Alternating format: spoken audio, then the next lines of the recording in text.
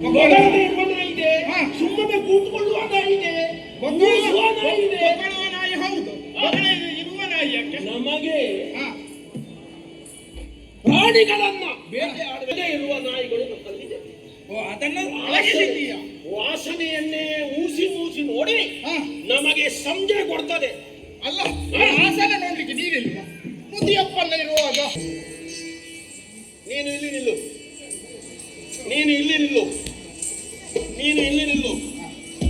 ನೀವು ಮುಂದಕ್ಕೆ, ನಾನು ಹಿಂದಕ್ಕೆ. ನೀವು ಮುಂದಕ್ಕೆ, ನಾನು ಹಿಂದಕ್ಕೆ. ಹೋಗುವುದಲ್ಲ ಬೇಟೆ, ಹೋಗುವ.